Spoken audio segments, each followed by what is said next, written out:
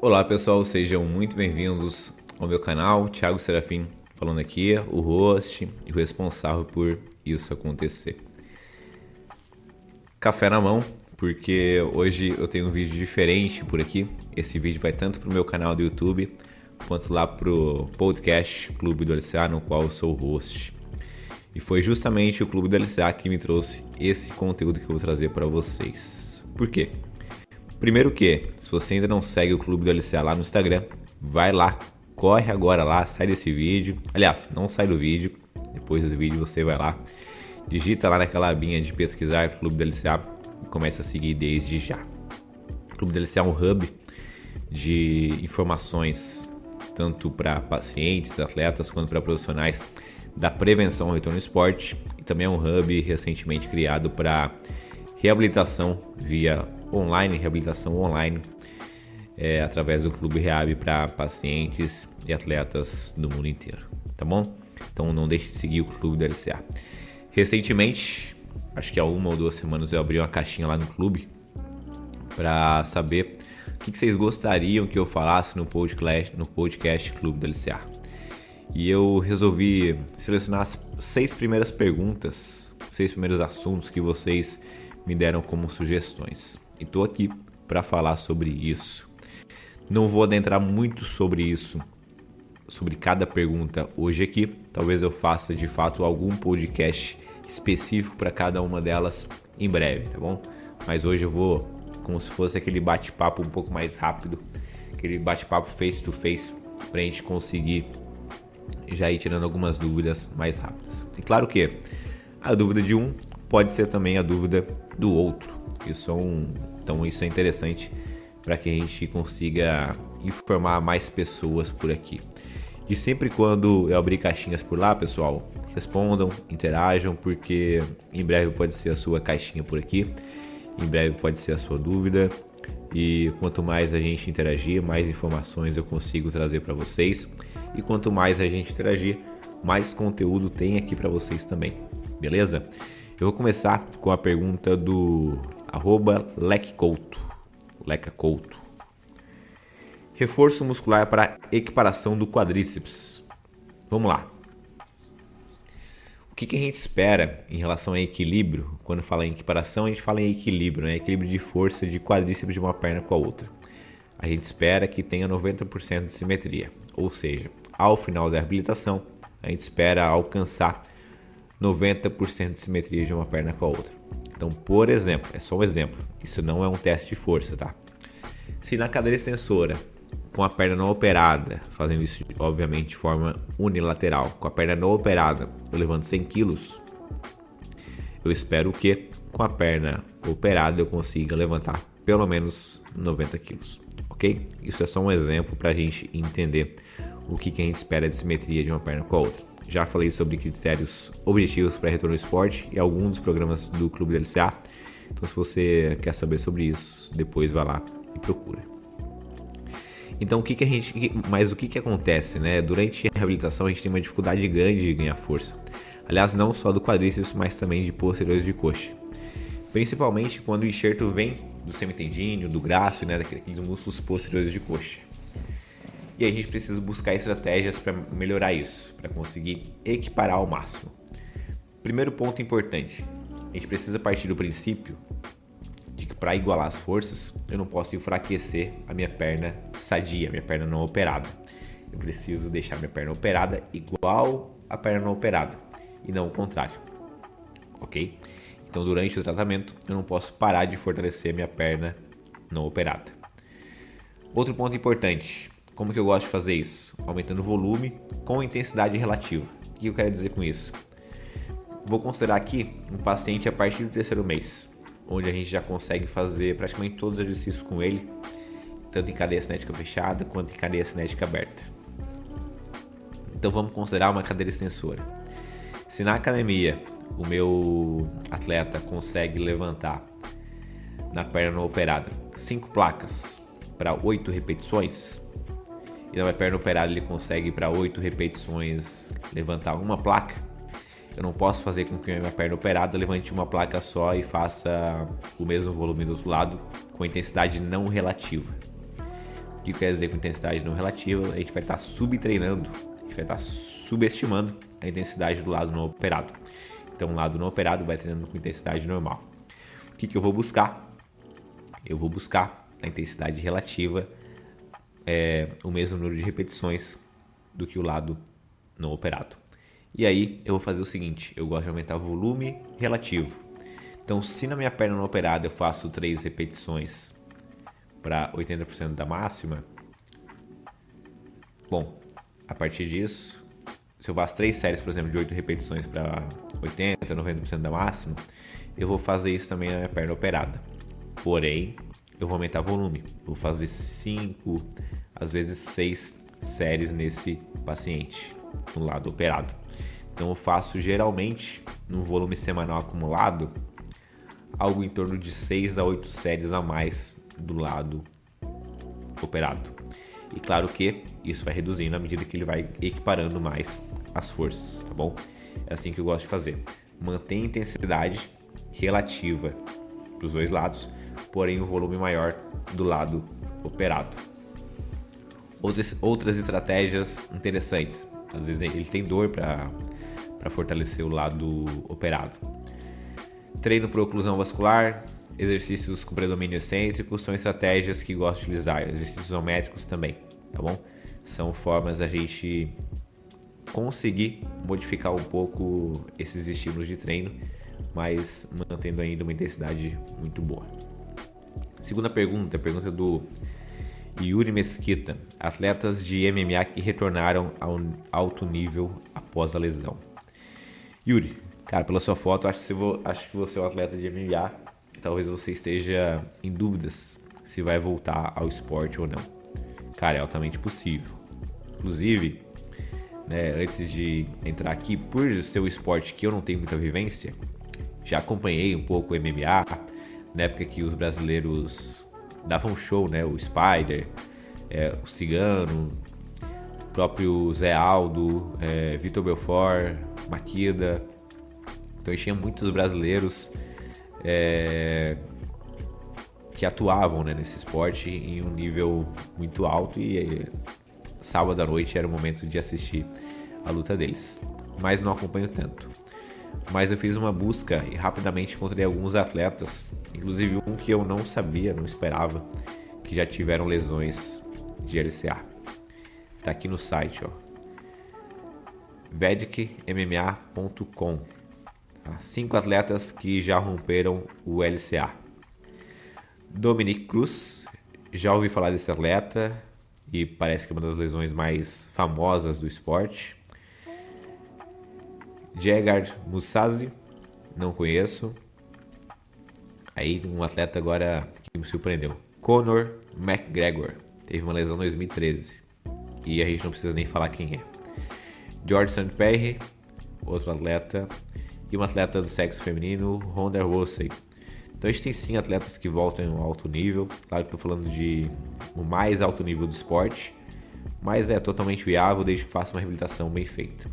A gente tem casos e casos, não dá pra gente generalizar tudo, mas via de regra, a reabilitação bem feita, a união, tá? Engajamento do paciente ou do atleta é um tripé. Engajamento, então dedicação, boa cirurgia bem feita e reabilitação de qualidade. Esse tripé é o tripé para o sucesso do retorno ao esporte. Pergunta do Anderson M99. O inchaço após 6 meses de cirurgia é normal? Pergunto eu para vocês, tá? Vocês acham que um joelho 6 meses depois de uma cirurgia é normal ficar inchado? Reflitam enquanto eu tomo meu café aqui.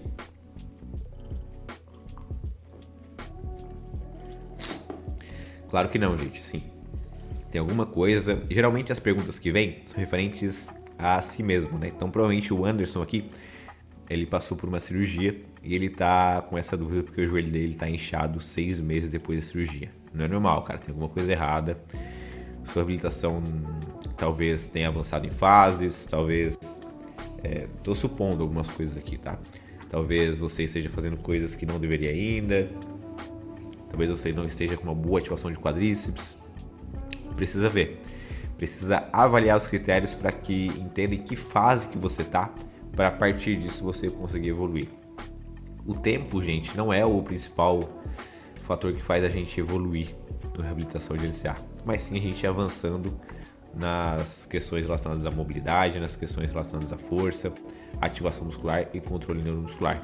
É isso que vai determinar o nosso avançar das fases. Pergunta agora aqui do 3 Pedrão. O 3 Pedrão, Pedro, né, é um atleta de futebol, a gente já trocou alguma ideia ali no direct. Ele pergunta, né, crepitação no joelho pós-operatório de LCA é comum? Sim, é comum. É comum, inclusive, em joelhos não operados. O meu tem bastante crepitação e não tem dor. Então, toda crepitação, não só no joelho, mas toda crepitação, quando não associada à dor, ela é comum, cara. Isso acontece.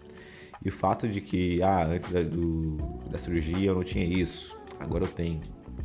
Acontece, é normal, tá? Não é algo a se preocupar, desde que não tenha dor associada. Mais 2 perguntas. Robinho MFS. Reintrodução à corrida pós RLCA. Como fazer?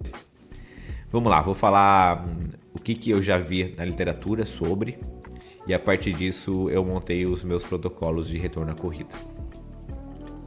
O que a gente espera de retorno à corrida? Em média, a gente vê na literatura, o retorno à corrida ocorre em média em 12 semanas. Estão ali os 3 meses, tá? E é um retorno ao trote, tá, gente? Não vai colocar o atleta para correr meia hora na esteira. Retorno à corrida em média 12 semanas. O que a gente espera para começar a correr? O que é critério objetivo? Ausência de dor e edema.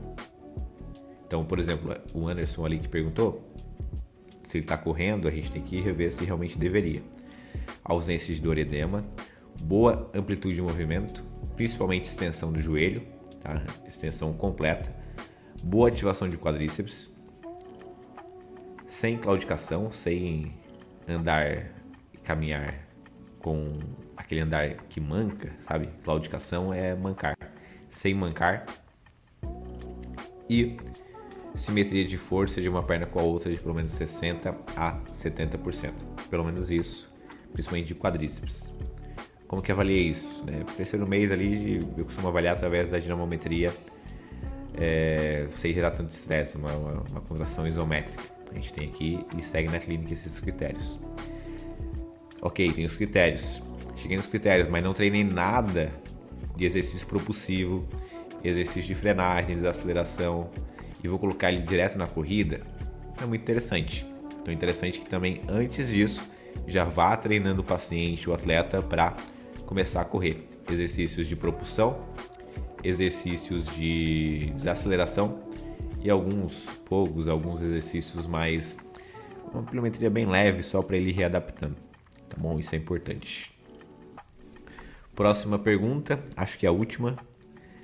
Falar sobre as 3 fases da reabilitação e qual o objetivo de cada uma delas para avançar. Vamos lá, eu não divido em 3 fases, eu divido em mais, mas eu vou dividir em 3 fases aqui como você pediu. É o Luca Lomar. Luca, vamos lá, em média, né, a gente tem ali como preconizar o retorno ao esporte em torno de 9 a 12 meses. Então a gente vai dividir em 3 trimestres aqui para você. Objetivos do primeiro trimestre: tirar as muletas, ativar quadríceps, igualar mobilidade, amplitude de movimento, ausência de edema e... estou esquecendo de algum? Tirei as muletas. São esses os objetivos. E começar a treinar para esse indivíduo começar a correr daqui a pouco, tá bom? Objetivos do 3º ao 6º mês, segundo trimestre: trabalhar muitos exercícios de controle neuromuscular, recondicionar esse indivíduo, chegar lá no 6º mês com uma boa simetria de força com uma perna comparada à outra, ideal 90%, bom 80%, para que depois avance para a última fase. Mas é importante que nessa fase se introduza também exercícios de salto, de pliometria. Eu costumo fazer isso mais ou menos em torno do 5º mês. E mudanças de direções em leve a moderada intensidade também. E sem muitas mudanças de direções em ângulos maiores. Só frente e costas, lateral. Tá? Basicamente isso. E aí, né, a gente tem, durante o último período, o último estágio, o último trimestre, do sexto ao nono mês, a reintrodução ao esporte. O retorno ao esporte ele é gradual. Então, entra uma fase um pouco mais específica do esporte, uma fase de transição, mas que precisa seguir evoluções criteriosas. A gente tem algumas evoluções semanas que são feitas por aqui. Não vou adentrar muito por aqui, porque essa é uma pergunta que dá, aliás, e eu tenho um curso e uma mentoria no qual eu dou relacionada a isso. Tá? Então são basicamente esses objetivos para cada trimestre e o que você deve alcançar em torno deles para que consiga voltar ao esporte de forma segura. Critérios para fechar o terceiro trimestre, né? A gente tem simetria de força, razão e que simetria de força de 90%, teste de salto também, capacidade de ter teste de pelo menos no máximo 11 segundos, então capacidade de mudar de direção com eficiência, ausência de edema, de dor, confiança. Então, a gente tem alguns questionários específicos para isso também. Eu tenho um episódio no podcast Clube LCA que fala só sobre critérios para alta. Então vocês podem depois ouvir isso de maneira com mais calma. Esse foi o nosso objetivo de hoje, tirar algumas dúvidas rápidas, face to face, para entender o que vocês estão precisando. E como eu falei, a dúvida de um pode ser a dúvida do outro. Sempre aprendi isso na sala de aula. Como citei, cada vez mais que vocês interagirem lá no Clube do LCA, mais conteúdos vão sair, aliás, e isso vai fazendo com que a gente consiga crescer cada vez mais.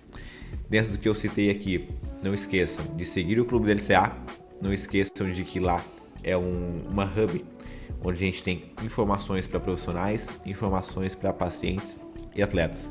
A gente tem também o nosso programa de reabilitação online. Se você quer saber alguma coisa a respeito, mande lá uma mensagem no direct. Espero que você tenha gostado desse formato, dê o seu feedback, comenta e nos vemos no próximo episódio, na próxima aula, no próximo vídeo. Tchau, tchau.